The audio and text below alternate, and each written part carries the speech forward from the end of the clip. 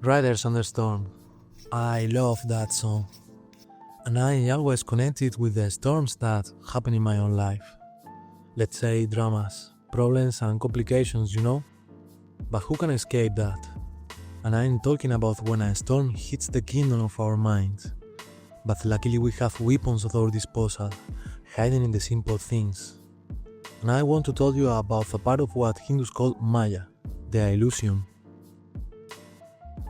When a storm comes into our life, waves of negative thoughts arrive, and they cause us stress, anxiety, fear, and on top of that, sometimes we feed them with more negative thoughts, so the storm grows and shakes us in.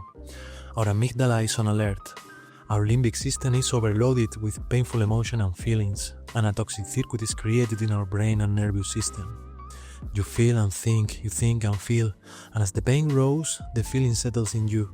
Your body gets used to it, and if what you are thinking is not a solution, and if what you feel doesn't help you get better, a toxic circuit has formed in you that needs to be cut as soon as possible. But the question is, why do we keep feeding the circuit?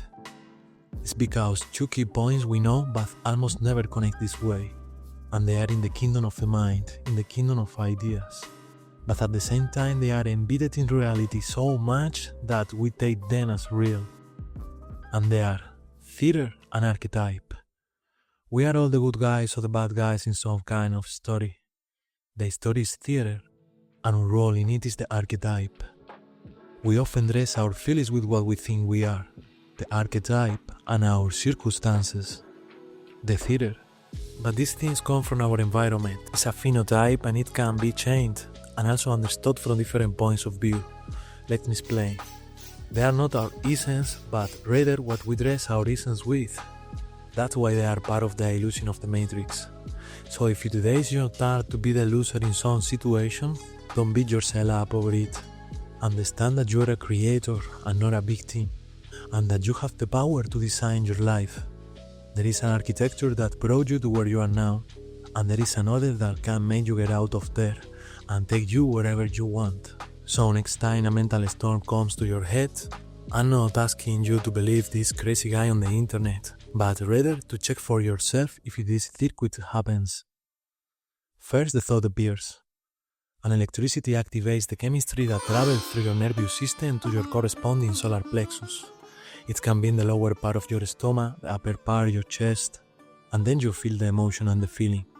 And here is where the two ways show up for you. Be the creator or the victim. Red pill or blue pill. You can link that negative emotion to the corresponding archetype or theater, justify it and keep creating more thoughts that hurt you. Feeding the circuit that slowly poisons you inside, generating more negative chemistry. And on the other hand, you can use a powerful ally in your favor. Calm down, and don't give a shit about the archetype or the theater. Or analyze them to understand their structure, their whys, and then start making small changes until you shape them in your favor. You consciously change your architecture and the one around you. And this time you are not a victim but a creator, and of course, this may be hard work depending on the situation, but in the end, it's something pleasant that you can get addicted to. I mean, you end up liking this kind of approach, experiencing that what really matters is not the things that happen to you, but how you react to them. And what is that powerful ally that you will use to cut the toxic circuit I haven't told you about yet? It's oxygen. Do 10 yogi breath. This way, you make your mind work for you instead of being its slave. By focusing on the movement of the breathing technique, negative thought will stop, and at the same time you will fill your brain with oxygen, and your amygdala will not be longer overloaded, and your limbic system will be calm. Oxygen will produce new neurotransmitters, positive chemistry, and at the same time you will be able to use part of your brain you can't use under stress. And this way you will find more advanced solutions to your problems. Knowing this and knowing that we are not a slave of our theaters and archetypes, but creators of them, that's how I have been able to get out of the worst situations in my life.